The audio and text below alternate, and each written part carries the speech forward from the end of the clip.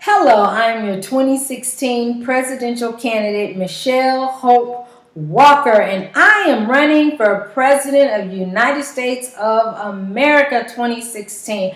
I am so excited. This video is for you, Washington, D.C., District of Columbia. I am so excited to be speaking to you all. Just asking for your vote. You all, please vote for me. Please vote for me. So my name is Michelle Hope Walker, and as you Google it, you'll find all kind of information about me. Basically, watch my videos, and you just hear straight from my mouth. But I decided to run for president because I wanted to make change on a mass level. I'm tired of seeing people homeless. Why are people homeless? Why are people homeless? This is America. We have all this money. No one should be homeless. You're paying your taxes. So as you're paying your taxes, and everybody's paying taxes, don't get caught up, because sometimes they try to make people think that if they're not working a job or they're not getting taxes taken out of their paycheck, then they're not paying taxes. No, you are paying taxes. When you buy stuff, you're paying taxes. Certain bills you have to pay, you're paying taxes. You're paying taxes. So you have a say in what's going on. And this is all of our America. Don't let them make you feel like an outsider. You are not an outsider. This is your country. We take a stand and we get involved in what is going on in our country. It's like our household. You know how at your home, you're making sure you're looking at what's what. You're making sure that, electric stuff isn't on too long so that your electric bill isn't too high. And, you're doing all these. The same thing. Country is your home. This America is your home. So you have a say in what goes on. So therefore, we're paying taxes, so people should be taken care of. Just like in other countries, whereas the people pay their taxes, the people are taken care of. So they don't mind paying taxes. They don't care how high the taxes are. Because you know what? They're getting free health care. And it's not long lines. Don't listen to that rhetoric that try to say, the words that try to make it seem like that free health care is a bad thing. It's not a bad thing. It's a good thing. Because actually, it's a lot of money that's going in it, and you're already helping to pay for it. Really, we're paying for a lot of stuff right here that we all should have free health care. It shouldn't be where the pharmaceutical companies and the medical insurance companies get a chance to have a say over who live and who die. Keep it real, because that's what's going on. They got to say on who live and who dies. Because if you don't have the money to pay for insurance, or you don't have the money to pay for doctors, then they don't give you all the care that you need. And that's not right, because we are all human beings, so everybody should be taken care of. Then you got to watch that little depopulation plan, where in a roundabout way, they trying to lessen the numbers of the population. Watch that. Google it. Depopulation plans. Different things that you'll see our society putting into place to try to make our population numbers lower. Watch that. Because we should value everybody's life. So no one should be homeless. I'm real big on that homeless issue. No one should. We have too much money in America for anyone to be homeless. We should be providing everyone some type of housing. Now then, if they want to get a bigger housing, or if they want to, get more or whatever, then that's what, once they get that money to afford to be able to do, then they do that. But everyone should have some type of form of housing. Everyone should have some type of form of housing.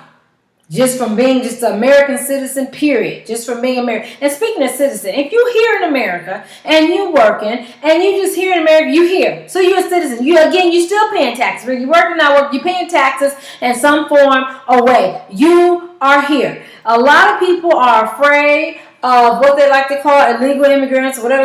Illegal, I don't like that term. I don't like the term because they're here. They're here. They're here. So therefore, they're Americans. They're here. They are paying their way. They're buying stuff. They're in America, so they're buying stuff here in America. So they're paying taxes. So therefore, you're here. Make it an easier pathway for people to become citizens.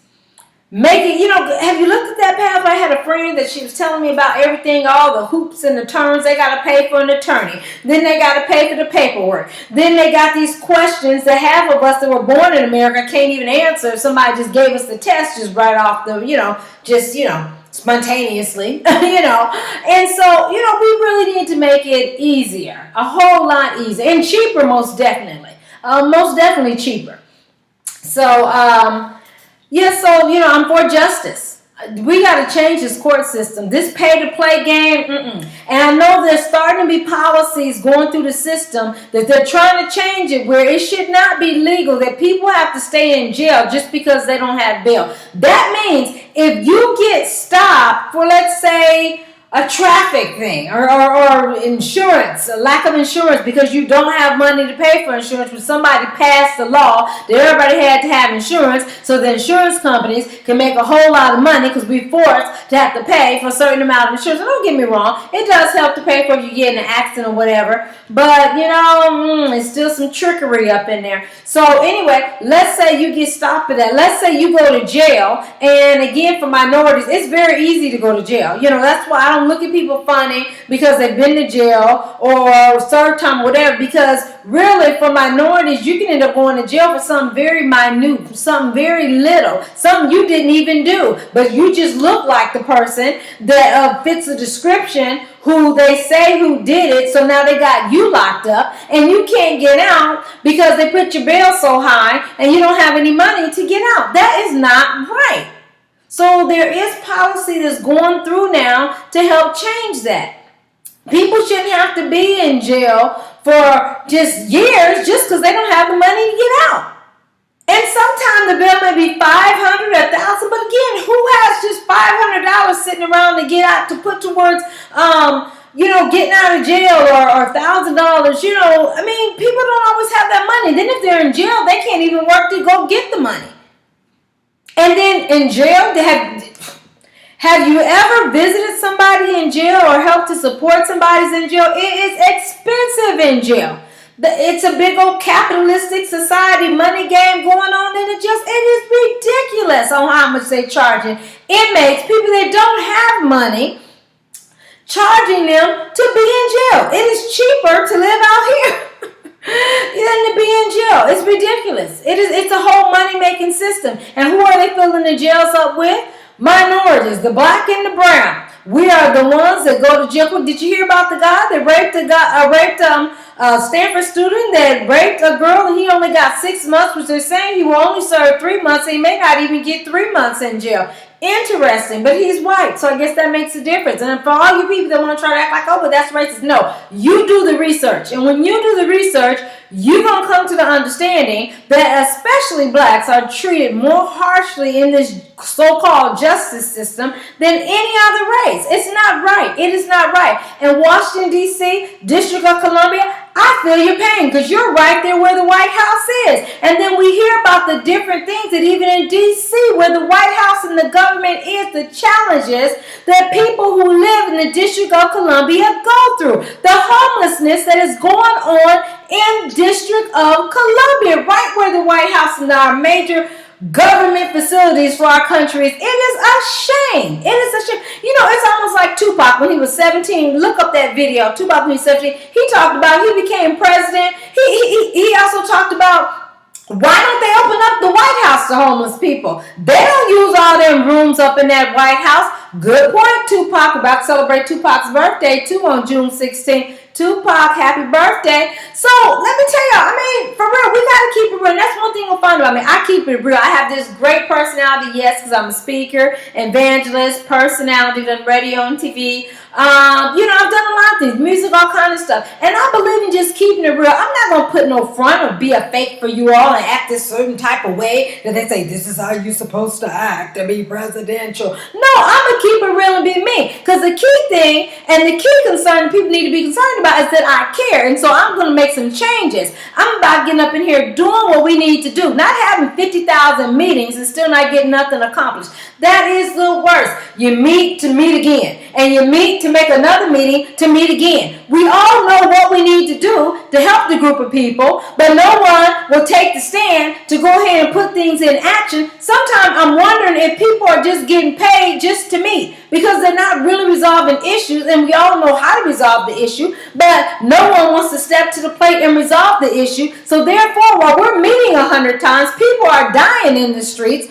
going hungry. They need to increase the food stamps, going hungry while people are still meeting. Talking about it's a challenging problem. We're going to try to resolve it. Try to resolve it. People are dying. No, we need to resolve it.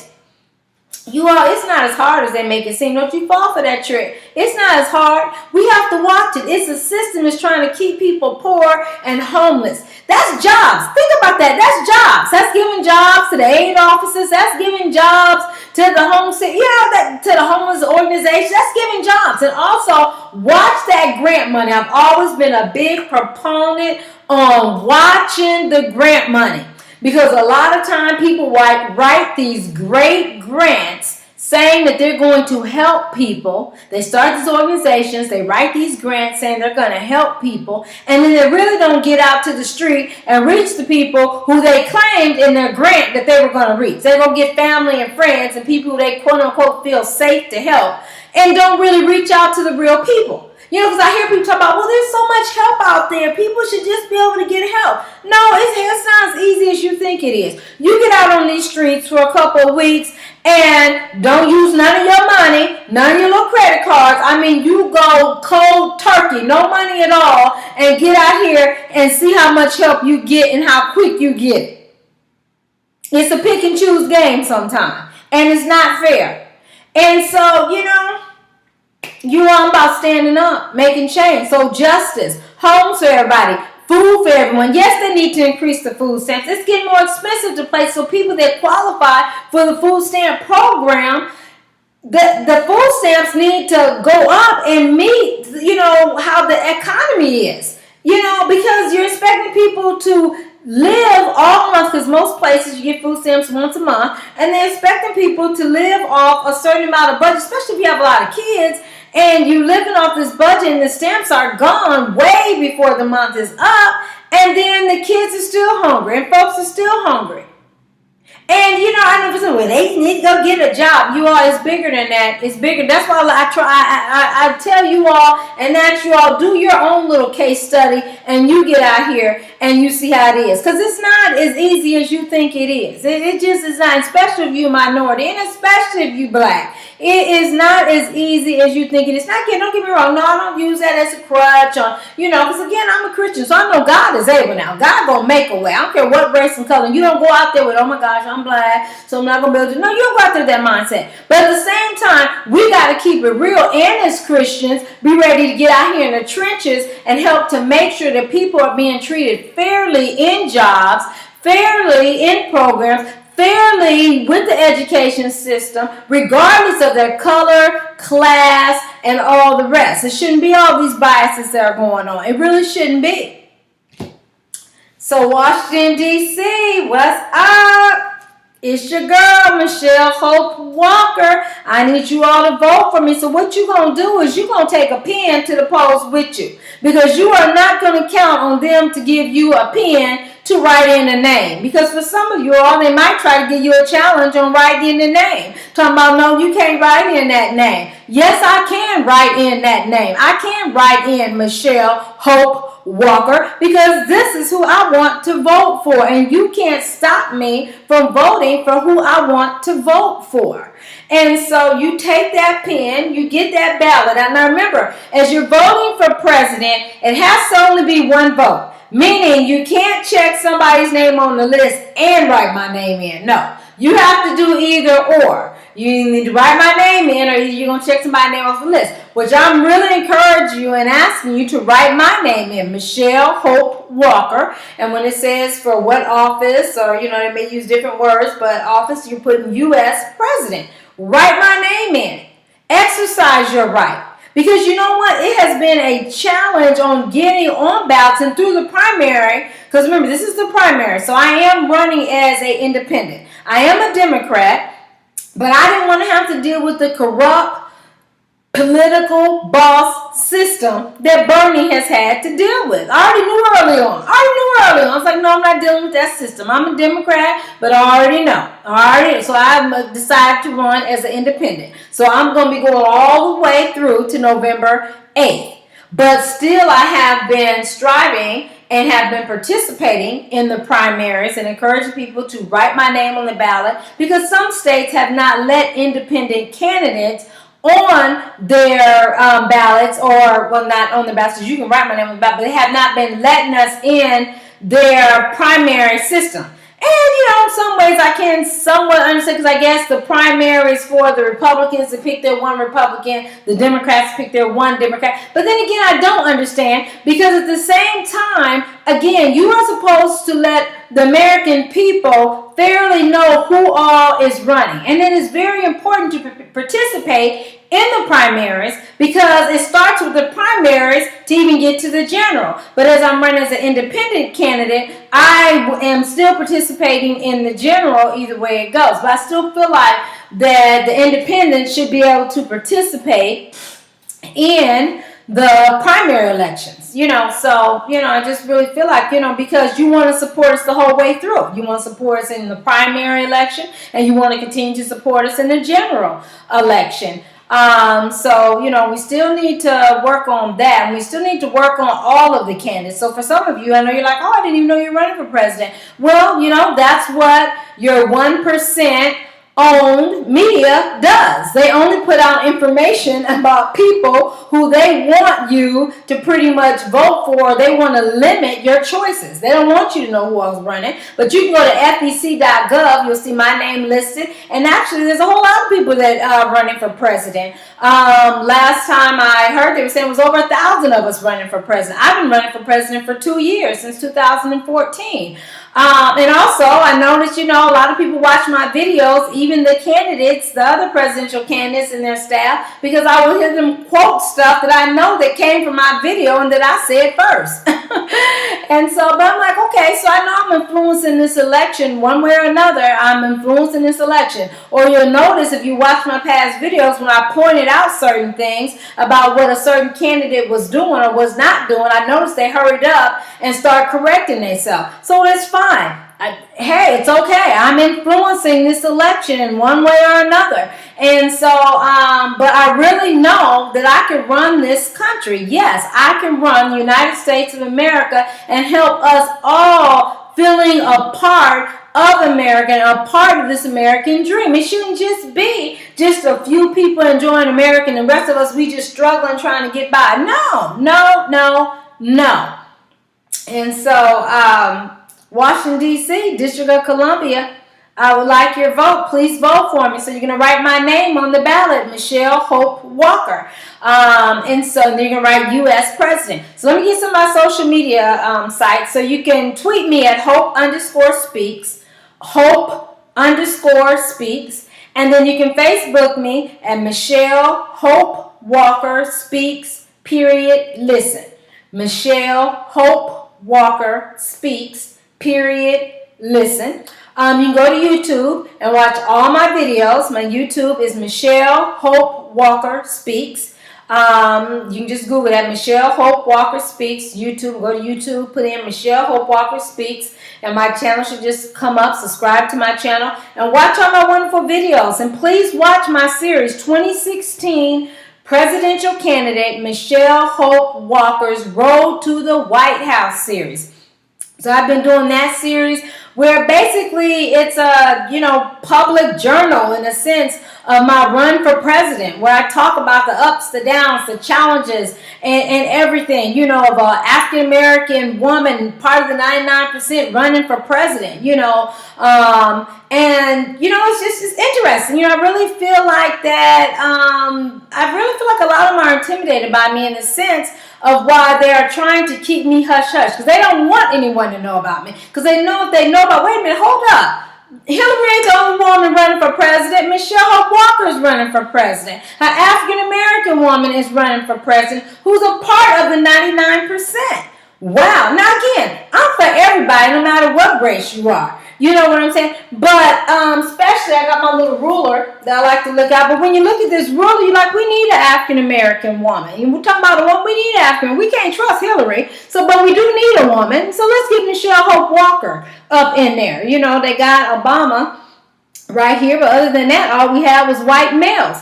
And so, you know, and it does make a difference at times when you look at that we are a diverse country. Why is it that right now the only candidates that the mainstream media wants to offer us is all white candidates? It's almost like they're trying to make sure that we go back to quote unquote how things have always been, and as you see on my ruler, all white males or just really all white people. Now again, no, I'm not a racist, so don't be rude. No. But let's keep it real on the race, because nobody gets mad when we talk about that we've had all these white presidents. Nobody gets mad about that we've had all white male presidents. Not too many people get too mad about that. So don't get mad when I'm talking about that, yeah, we had all white male presidents, and that's not right. We're a diverse country. There's lots of women here, and there's lots of other races. So why have mainstream have tried to put us basically to who they picked as the main characters, Trump, Hillary, and Bernie, but again, they're all white. So again, it's almost like, well, whichever one of them win,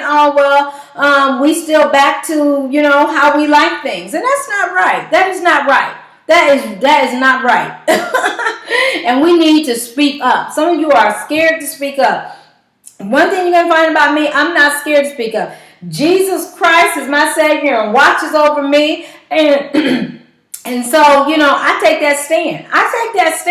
I love everybody. And so in the midst of loving everybody in all races, we got to all speak up. We got to all speak. And that's what I have been saying. I like about the Black Lives Matter movement, because a lot of white people in other races have stood up for the Black Lives Matter movement. Kudos to you. Because it's not about that black people don't like the other races. That's not what we're saying. But we're talking about fairness. We're talking about justice. We're talking about everybody getting a piece of the pie. Why are we always left out? Why are we always the ones harshly treated and killed by police officers? Why? And it's not enough to just answer why, but it's time to change that. It's time to change that. And so other races of folks, when you hear us talk about it's time to be more fair, it's time to have black people in more different positions versus just positions that people only felt comfortable with us in, you know, it's not that we're being racist, no. Because again, people don't mind if we talk about all the great accolades that white people have done and other races have done. Nobody gets mad about that. So let's keep it real. Let's keep it real. Quit playing the games and let's keep it real. You know, it's like we got Obama, we got a black president. It's like they ready to go back to their white presidents. And I'm like, that's not right. That really is not right. We need to be continuing to move forward. Now, again, it's not about voting for me because I'm a woman or because I'm black. Or because I'm 99%. But then again, those are some big reasons to be voting for me, especially 99%. Why have we been letting the 1% run our country? Why? Why? We constantly begging them, please help the homeless. Please help this. Please.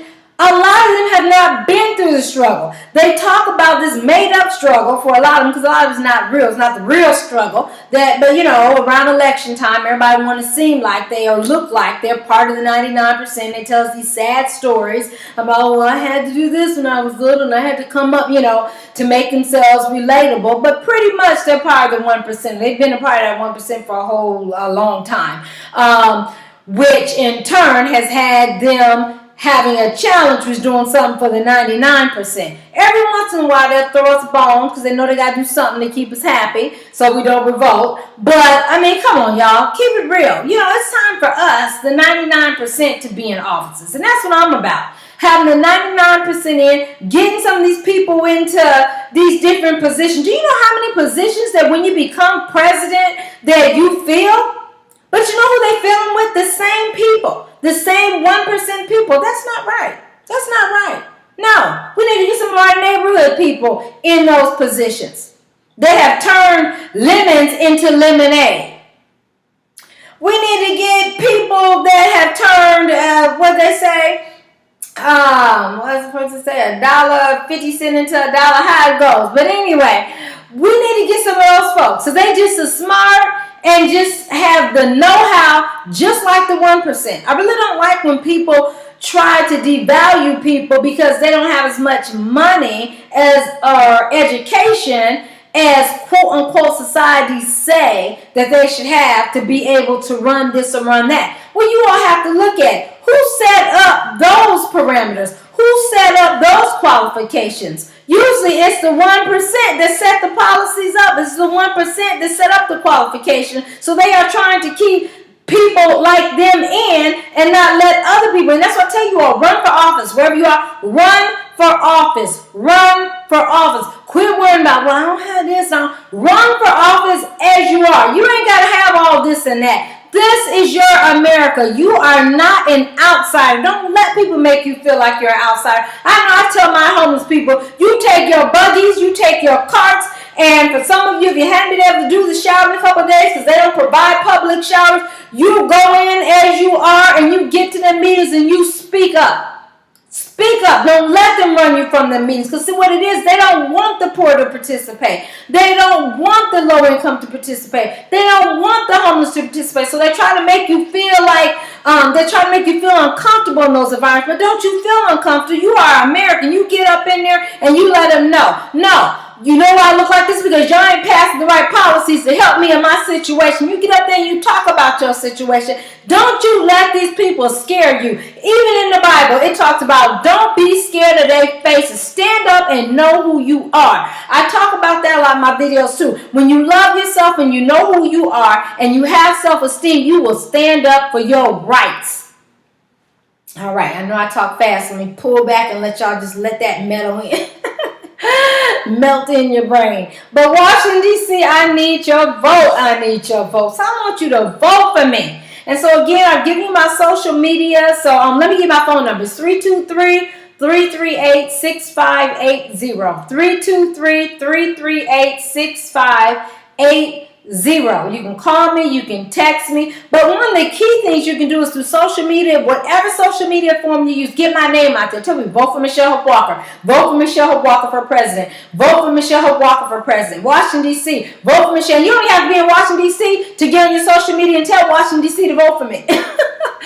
But vote for Michelle Hope Walker. Vote for Michelle Hope Walker. You know, just constantly get it out there. We don't have to wait for the mainstream media to promote us and pump us up. I remember going to a training years ago to talk about you don't have to wait for somebody else to validate you. Some people are waiting for other people to tell them, okay, you're good enough to do this now. Go do it. No, you tell yourself, I know I'm good enough to do this. I know I can do this, and watch me. I'm about to go do it.